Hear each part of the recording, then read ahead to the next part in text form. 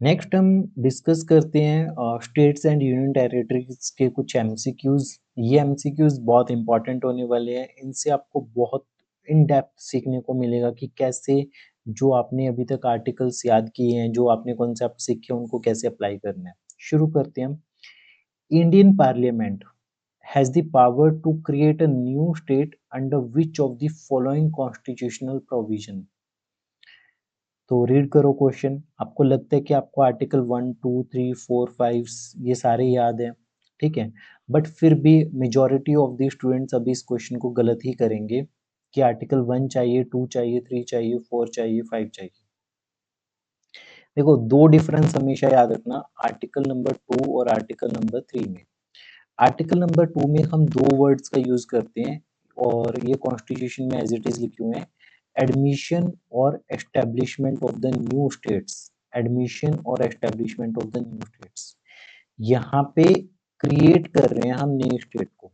यहाँ पे हम ना एडमिशन कर रहे ना एडमिट कर रहे। क्रिएट कैसे करेंगे नई स्टेट को?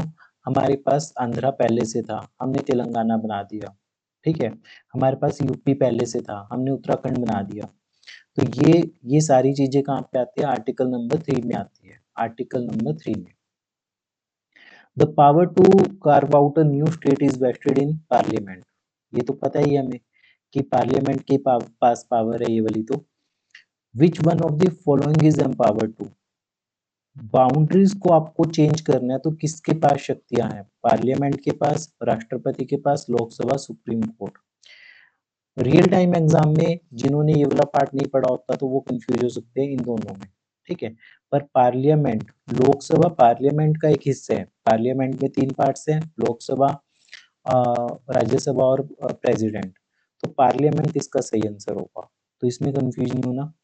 Who among the following has the executive power to admit a state in union और एस्टैब्लिश न्यू स्टेट्स? देखो, ध्यान से देखना, किसके पास पावर है टू एडमिट, नई स्टेट को एडमिशन देना, एडमिशन करना उसका, और एस्टेब्लिश न्यू स्टेट?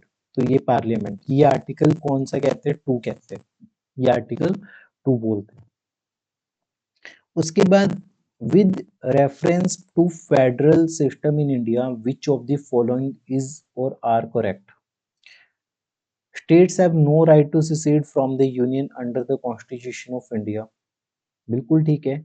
स्टेट्स के पास कोई भी राइट नहीं है कि वो यूनियन से मतलब secede हो जाएं, दूर चले जाएं, उनको बोले कि हम आपका पार्ट नहीं रहना चाहते, ठीक है। ये वाली बात बिल्कुल ठीक है। Just advocacy of the secession will have the protection of the freedom of expression. ये बात गलत है आपके पास।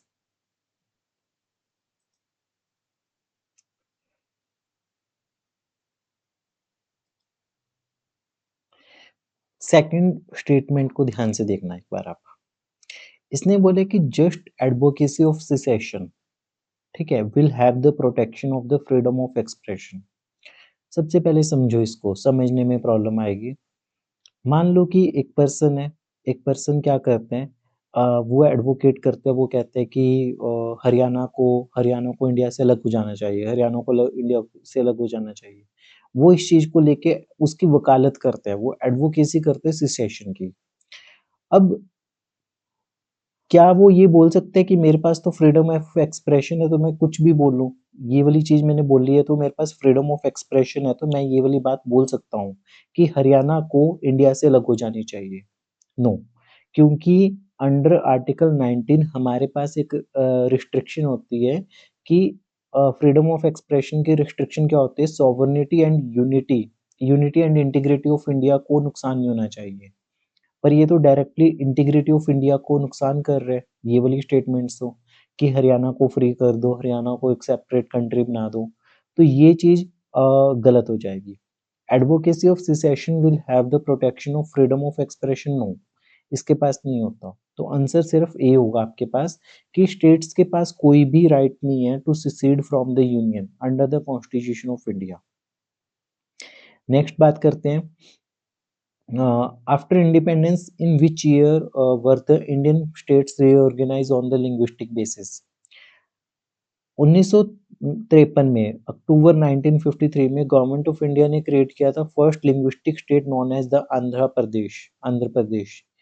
बट लार्ज स्केल रीऑर्गेनाइजेशन शुरू हुई थी 1956 से, क्योंकि 1953 इसमें ऑप्शंस में भी नहीं था, तो आप 1956 के साथ जाओगे इसमें। ठीक है, फैक्चुअल क्वेश्चन था, इतना कोई खास क्वेश्चन नहीं था ये वाला। According to article 1 of the Indian constitution, India is the, obviously सबको ही पता होता है, India is the union of the states, है ना। Which one of the following is not correct in the matter of the formation of the new states. बहुत carefully पढ़ना आप इसको, पढ़ो पहले फिर अटेम्प्ट करना। Which one of the following is not correct, हमें निकालने की कौन सा करेक्ट नहीं है। पार्लियामेंट में by law form a new state, बना ही सकती है। Such law shall contain provision for the amendment of the first schedule and the fourth schedule of the Constitution. Second, third, such law shall be deemed to be an amendment of the Constitution for the purpose of the Article 368.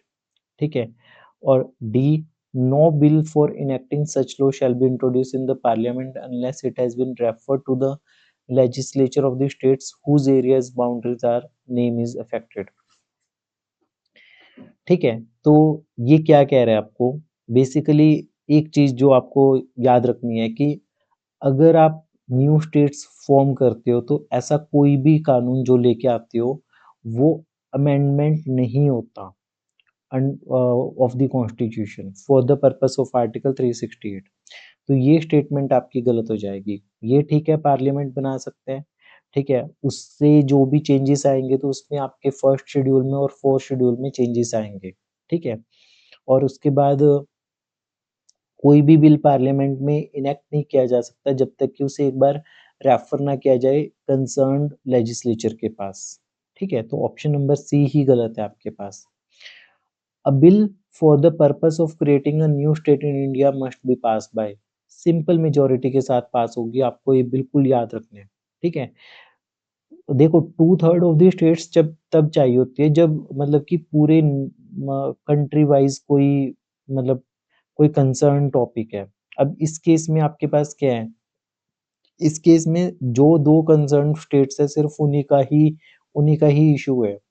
तो इस वजह से simple majority in parliament चाहिए, 2/3 of the states की voting नहीं चाहिए ना, 2/3 majeure मतलब 2/3 मेजोरिटी चाहिए, ठीक है। स्पेशल मेजोरिटी नहीं चाहिए, सिंपल मेजोरिटी चाहिए। Creation of a new state require a dash majority for the constitutional amendment, simple 2/3 3/4, 2/3 plus ratification, simple majority चाहिए आपको बस। The consent of the dash required for the altering its boundaries according to Indian constitutional provisions। देखो फिर से, consent नहीं चाहिए होती, opinion चाहिए होता है। The consent of the state is not required. देखो पक्की बात है कि ये क्वेश्चन गलत हो सकता है। कंसेंट और ओपिनियन में डिफरेंस ध्यान में रखना, कंसेंट नहीं चाहिए, ठीक है। उसके बाद आपके पास है union territory in India are administered by the president, ठीक है। यूनियन टेरिटरीज को कौन एडमिनिस्ट्रेट करते हैं, प्रेसिडेंट। देन नेक्स्ट क्वेश्चन हमारे पास है India is not a union, ठीक है, India is not a union, but हम क्या लिखते हैं, India is a union of the states, ठीक है। सेकंड, तो union parliament has the power to alter the area boundary and the name of any state even without its consent. हाँ बिल्कुल, consent तो उसकी चाहिए ही नहीं, ये तो बिल्कुल ठीक है। ए फॉल्स है, तो ए फॉल्स है और आर आपका ट्रू है, ठीक है। विच among the following is not a constitutional provision for the formation of the new states, ठीक है। कॉन्स्टिट्यूशनल प्रोविजन कौन सा नहीं है, देखो कितना बारीकी से क्वेश्चन पूछा हुआ है, ठीक है। ये आर्टिकल 3 की बात कर रहे हैं। आर्टिकल 3 में देखो इंक्रीज कर सकते हैं एरिया, किसी भी स्टेट का डिमिनिश कर सकते हैं। ऑब्वियसली अगर आंध्रा से आपके पास तेलंगाना लगू है तो आंध्रा का एरिया तो डिमिनिश हुआ है और इसका इंक्रीज हो गया, ठीक है। Alter the name of any state, a state में इंक्लूड अ यूनियन टेरिटरी, ऐसा कुछ नहीं लिखा हुआ, डी वाली नहीं लिखी हुई, सिर्फ पहले 3 चीजें लिखी हुई है कॉन्स्टिट्यूशनल प्रोविजन की, इंक्रीज और डिक्रीज कर सकते हैं और नाम ऑल्टर कर सकते हैं, नाम ऑल्टर कर सकते हैं। तो आपके पास इसमें क्या होगा, डी स्टेटमेंट गलत है। Which of the following is not possible by a law of the parliament under article 3 of the constitution? कौन सा पॉसिबल नहीं है? एडमिशन करना तो आर्टिकल 2 के अंडर आता है, ये चीज याद रखना बस आप। मैं फिर से कह रहा हूँ, नई स्टेट फॉर्म करना, ऑल्टर करना एरिया, ऑल्टर करना बाउंड्रीज, ये सब चीजें हैं। एडमिशन, एस्टेब्लिशमेंट, ये वर्ड जो होते हैं ये सारे आर्टिकल 2 से रिलेटेड है आपके पास। कंसिडर द फॉलोइंग स्टेटमेंट्स, ये स्टेटमेंट्स हमने देखनी है, 3 स्टेटमेंट्स है। इस क्वेश्चन को पहले आप पॉज करके वीडियो को देखो, ठीक है, फिर डिसाइड करो कि इसका क्या ऑप्शन लगाओगे। 16th क्वेश्चन में हमारे पास क्या दिया हुआ है? The term union of states has been used in the constitution because Indian states have no right of separation.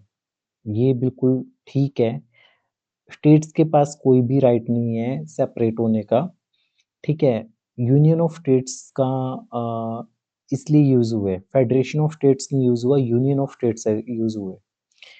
SK Dhar commission has given preference to administrative convenience rather language for the reorganization of the states. Dhar commission ने ये बोला था, इसका एक और नाम होता है, एक और नाम आपके पास क्या है धार कमीशन का? लिंग्विस्टिक प्रोविंस कमीशन भी बोलते हैं इसे, ठीक है। इस कमीशन ने प्रेफरेंस दी थी कि जो स्टेट्स को रीऑर्गेनाइज किया जाना चाहिए वो एडमिनिस्ट्रेटिव कन्वीनियंस के ऊपर किया जाना चाहिए रादर देन द लैंग्वेज। तो ये स्टेटमेंट भी बिल्कुल ठीक है। Congress committee including J L. Nehru, Sardar Patel and Pattabhi Sitaramayya was not in favor of reorganization of the states on the basis of language। तो ये भी बिल्कुल ठीक है कि वो लैंग्वेज के बेसिस पे रीऑर्गेनाइजेशन के फेवर में नहीं थे, ठीक है। तो इसका आंसर होगा ऑल ऑफ द अबव, ठीक है। अगर हम इसकी एक्सप्लेनेशन देखें तो एस के धार ने 1948 में कमीशन बना था, उसको चेयरमैनशिप कर रहे थे। तो to find the feasibility of organisation of the states on the linguistic base, the commission rejected this and recommended on the basis of the administrative viability. तो उन्होंने एडमिनिस्ट्रेटिव वायबिलिटी के ऊपर फोकस किया था।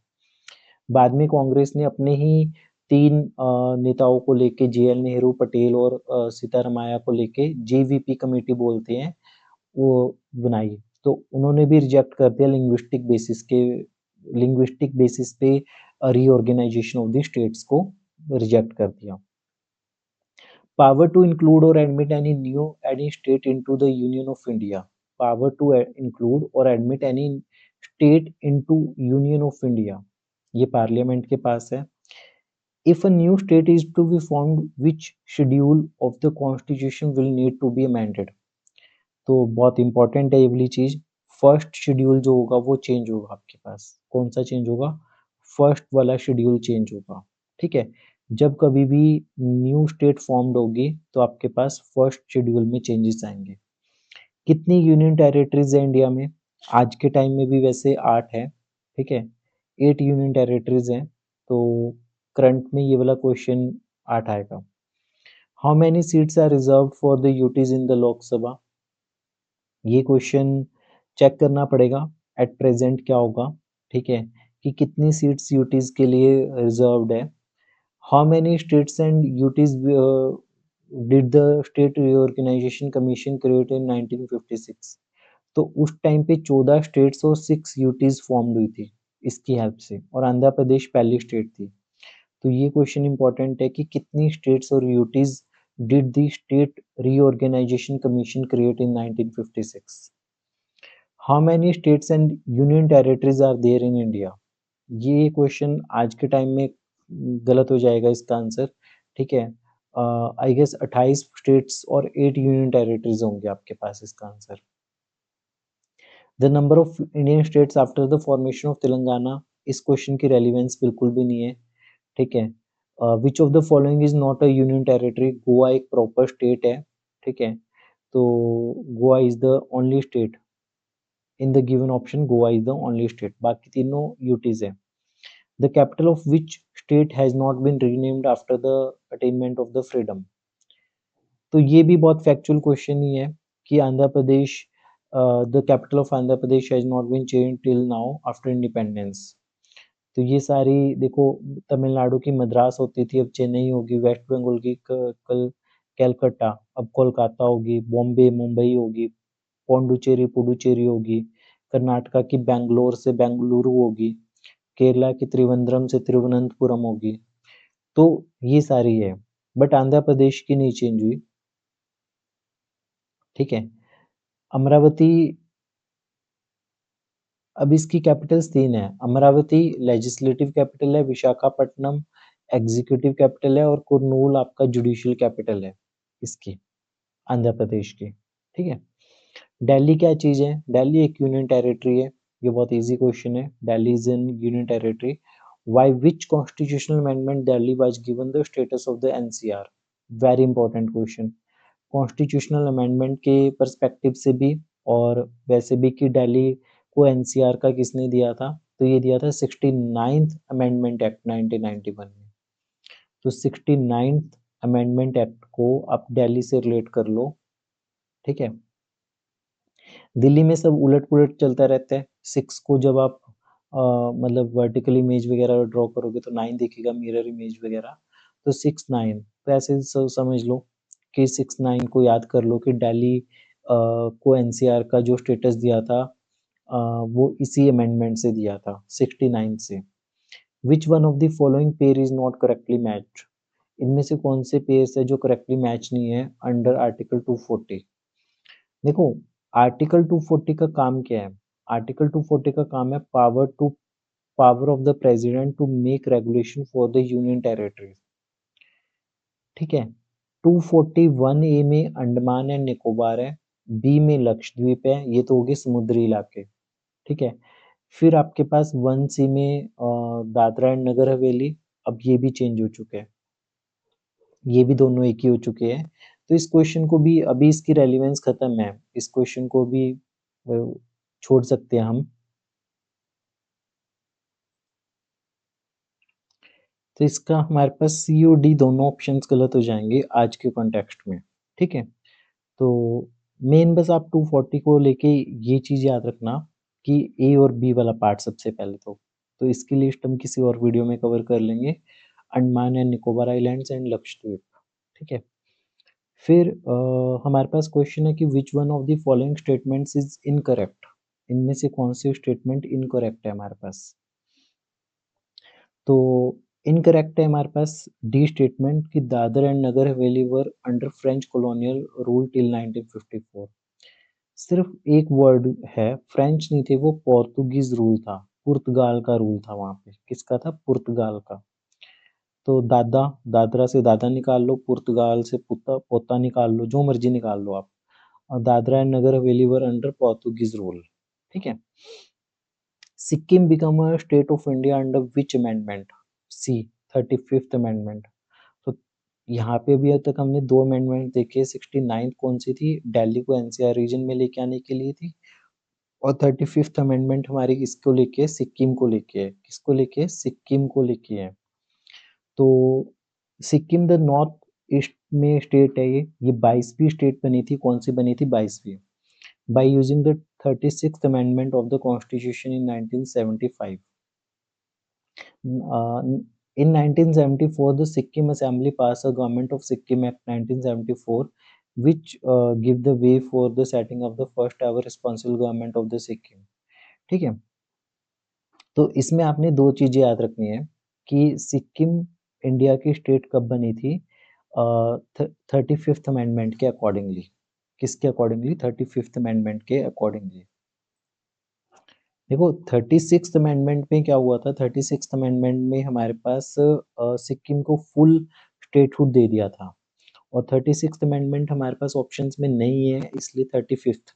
बेसिकली ये दोनों अमेंडमेंट्स है, 35th और 36th, ये दोनों ही सिक्किम से रिलेटेड है। ठीक है, तो 36th गिवन नहीं था ऑप्शन में, तो 35 आया।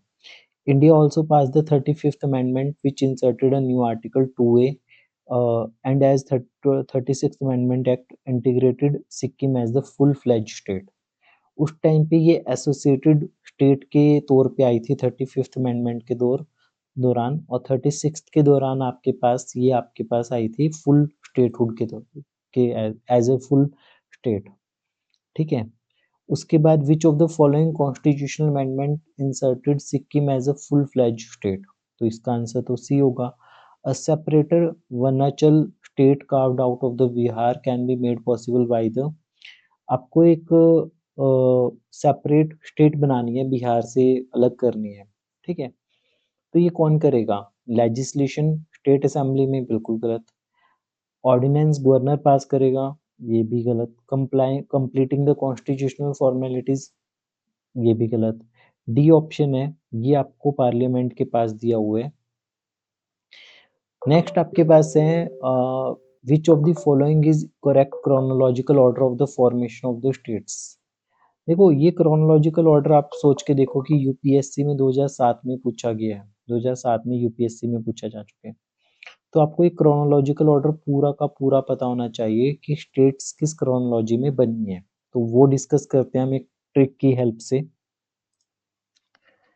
तो ये बहुत फैक्चुअल टाइप का क्वेश्चन है आपके पास, और नेक्स्ट ये जितने भी क्वेश्चंस है सारे बड़े फैक्चुअल आने वाले हैं। फैक्चुअल इस सेंस में आने वाले हैं कि आपसे ही पूछा जाएगा कि छत्तीसगढ़ किस में से बनी, कब बनी, और अरेंज करो इनको असेंडिंग ऑर्डर में। तो इनका सिर्फ एक ही तरीका है कि आप एक निमोनिक बनाओ, उसे मल्टीपल टाइम्स प्रैक्टिस करो। निमोनिक की क्या करो? प्रैक्टिस करो मल्टीपल टाइम्स। तो ये निमोनिक है, ये मैंने खुद भी किसी यूट्यूब वीडियो से ही देखा था कि आप ये सोचो कि ये जो क्रोनोलॉजिकल ऑर्डर है, अगर आप इसे गलत करते हो तो ये आप एक गुनाह कर रहे हो। ठीक है, आप क्या कर रहे हो? आप एक गुनाह कर रहे हो। आम गुनाह है मैम, आम गुनाह है मैम, तुसी गाओ और मौज करो, तुसी गाओ और मौज करो। ठीक है, तुसी गाओ और मौज करो। तो ये आपको याद रखना है, बस एक लाइन याद रखनी है। क्रोनोलॉजिकल ऑर्डर को भूलना एक गुनाह है, तो ये आम गुनाह है मैम, तुसी गाओ, छोड़ो, बस गाओ और मौज करो। अब इसमें आज से तो आंध्र प्रदेश हो गया, आंध्र प्रदेश बना 1953 में। फिर बना अपना महाराष्ट्र और गुजरात, म से हो गया महाराष्ट्र और गु से हो गया गुजरात।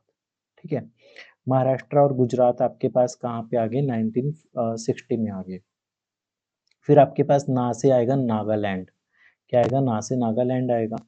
नागालैंड आपके पास बना 1963 में, 3 साल के बाद। ह से हरियाणा, हरियाणा तो आपको पता ही होना चाहिए, 1966 में बना। फिर हरियाणा और हिमाचल, हिमाचल प्रदेश बना आपके पास, एचपी बना 1971 में, 1971 में, 5 साल बाद। मैम, मैम में मैम तूसी, अब ये 3 स्टेट्स आ जाएंगे। मैम का मेघालय, म से मणिपुर, मणिपुर, और तू से त्रिपुरा, त्रिपुरा। ये तीनों आपके पास निकल के आई थी 1972 में। सिक्किम, सी से बनेगा सिक्किम। सिक्किम तो अभी हमने डिस्कस किया है कि सिक्किम आपके पास 1975 में बना। इससे रिलेटेड आपके पास 2 अमेंडमेंट्स है, एक है 35th और एक है 36th। फिर गाँव में गोवा, गा से गोवा याद रखना, गोवा आपके पास बना 1987 में, 1987 में बना। ठीक है, गोवा। और और में अरुणाचल प्रदेश याद रखना है, अरुणाचल प्रदेश 1987 में बना यहाँ पे आपके पास।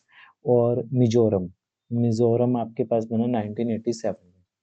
तो गोवा, अरुणाचल और मिजोरम बना। यहाँ पे कंफ्यूज मत होना, मेघालय और मणिपुर। ठीक है, मेघालय और मणिपुर, इसे ऐसे याद रख सकते हो, मेघालय, मेघ, मेघ का मतलब बादल। बादल से जब बारिश होती है तो वो जो ड्रॉप्स होती है ना, वो मनी जैसी होती है, जो पानी की बूंदे होती है वो मनी जैसी होती है। तो मेघालय मणिपुर एक ही बारे में। मिजोरम अलग है, मिजोरम अरुणाचल प्रदेश और गोवा के साथ 1987 में। एक बार फिर से देखो, इसे याद कर लो आप। सबसे पहले आम, तो जब आप रिवाइज करोगे तो आंध्र प्रदेश।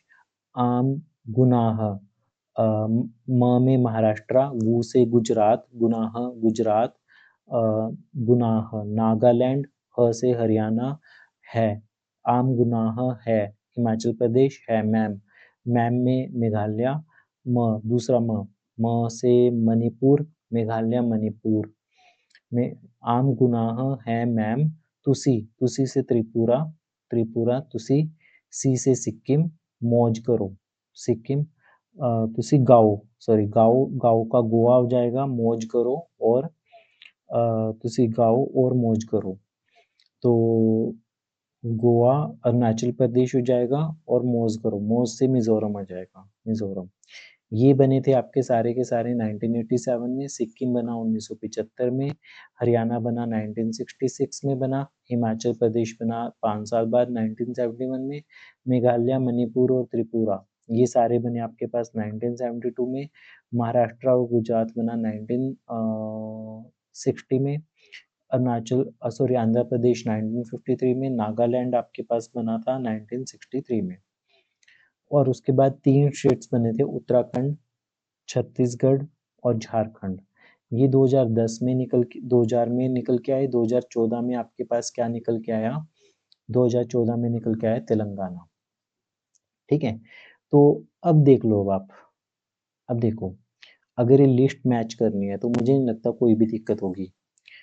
सिक्किम 1975, सिक्किम तो बहुत स्पेशल केस है, सिक्किम को तो कभी नहीं भूलना, सिक्किम को तो कभी नहीं बोलना, तो डी का 3 आपके पास, ये 2 ऑप्शन तो कटेंगे, फिर डी का 3 हो गया। अब तेलंगाना सबसे लास्ट बना था, तेलंगाना का हो जाएगा 2014, तो सी का 4 हो गया, डी का 3 हो गया, तो ये ऑप्शन हो जाएगा।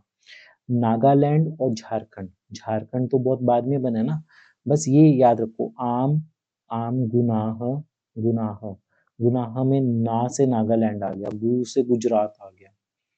तो बहुत फैक्चुअल क्वेश्चन है ये वाला, यहाँ से देखो पेपर्स में पूछा गया है, इवन आप सोच के देखो कि यूपीएससी ने भी यहाँ से आपसे फैक्चुअल क्वेश्चन पूछा था एक बार। अगर हम अब देखें, देखो हरियाणा कब बना 1966 में, सिक्किम कब बना 1975 में, पहला ऑप्शन तो गलत हो गया। फिर हमसे पूछा जा रहा है कि ये वाला सीक्वेंस देखो क्या होगा, देखो सिक्किम इसमें हरियाणा पहले बन रहा है हरियाणा से, तो ये भी गलत हो गया। इसमें भी सिक्किम हरियाणा से पहले बन गया, ये भी गलत हो गया, तो ऑप्शन नंबर बी ही आएगा। तो यहाँ पे आपकी जो प्रेजेंस ऑफ माइंड है वो बहुत मतलब काम आएगी आपके पास, कॉमन सेंस का यूज करना है इन क्वेश्चंस में। फैक्चुअल होते हैं बट आपको दोनों चीजें ध्यान में रखनी है, डायरेक्ट वो भी पूरा याद रखो और ये भी। अब मोस्टली क्वेश्चन तो इसी के बेसिस पे होंगे, ठीक है। अब जैसे अगर मान लो, in which year the Indian states reorganised on the recommendation of the state reorganisation commission, तो 1956 में शुरू हुआ था स्टेट रीऑर्गेनाइजेशन कमीशन की रिकमेंडेशन पे स्टेट्स को रीऑर्गेनाइज करना, ठीक है, ये 1956 में शुरू हुआ था। आंध्रा कब बन गया था, आंध्रा बन गया था 1953 में, सबसे पहले बना था। कौन सा स्टेट एंजॉय करता है distinction of the first being created on the linguistic basis, linguistic basis पे कौन सा स्टेट बना था हमारे पास बना था आंध्र प्रदेश बना था। Which of the following is the first state in India formed on the basis of language? Repeated question है ये वाला, ठीक है। Who is the first, ये भी repeated question है, 53rd repeated है, 52 भी repeated है, ठीक है। उसके बाद the commission for reorganisation of the states, commission जो बना on the basis of language was established on, वो कब बना था, वो बना था हमारे पास 1953 में, 29 दिसंबर 1953 को बना था, आंध्रा के बनने के बाद बना था ये, ठीक है। तो इसके जो मतलब फजल अली चेयरमैन थे, पनिकर और कुंजरू इसके मेंबर्स थे, बड़ा इंपॉर्टेंट है, ये तीनों आपको पता होने चाहिए। इसने जो रिकमेंडेशन दी थी उसके बेसिस पे एक कानून लेके आए थे, स्टेट रीऑर्गेनाइजेशन एक्ट 1956, तो ये चीज आपने याद रखनी है। The Kaveri river water dispute is among which of the following states, ये कौन से स्टेट्स के बीच में है, चलो इस क्वेश्चन का यहाँ पे रेलिवेंस बनता नहीं है, ठीक है, एनीवेज डी ऑप्शन होगा इसका। People's war group is a terrorist organisation based in the Andhra Pradesh, ठीक है, चलो ये होगा। इस क्वेश्चन का भी रेलिवेंस इतना नहीं बनता आज के टाइम में, ठीक है, 1980 के अराउंड था ये, और बहुत पुराना क्वेश्चन है ये। विच of the following states of India was formed in 1948, नहीं, इस क्वेश्चन को भी आप छोड़ सकते हो। बिहार कब बना था, बिहार तो 1912 में बना था, तो आई डोंट थिंक कि ये हरियाणा सिविल सर्विसेज के लिए इम्पोर्टेंट है, बीपीएससी के लिए जरूर इम्पोर्टेंट था, तो यहाँ पे ये गलत है ये क्वेश्चन, मतलब हरियाणा के पर्सपेक्टिव से। ये बेसिकली बिहार जीके का क्वेश्चन था। तो one of the following statement is incorrect, point out. The state of Mysore was renamed as Tamil Nadu, the state was Mysore was renamed as Karnataka, ठीक है, by Mysore state act. Goa को सेपरेट किया था दमन एंड दीव से।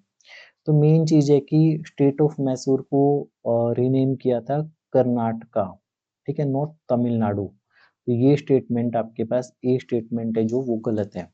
ए स्टेटमेंट क्या होगी, गलत होगी। उल्फा एक एक्सट्रीमिस्ट रिलेटेड है, वो कौन सी स्टेट में है, वो असम में है। ये काफी न्यूज में रहते हैं।